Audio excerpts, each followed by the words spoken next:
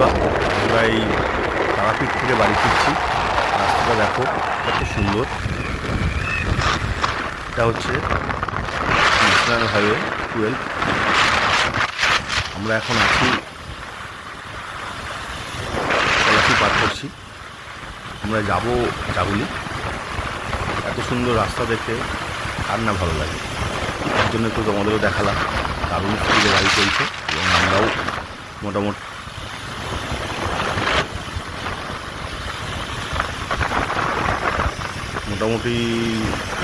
চলে এসেছি, প্রায় 100 কিলোমিটার পার করে ফেলেছি। এখনও যেতে হবে 130 কিলোমিটার।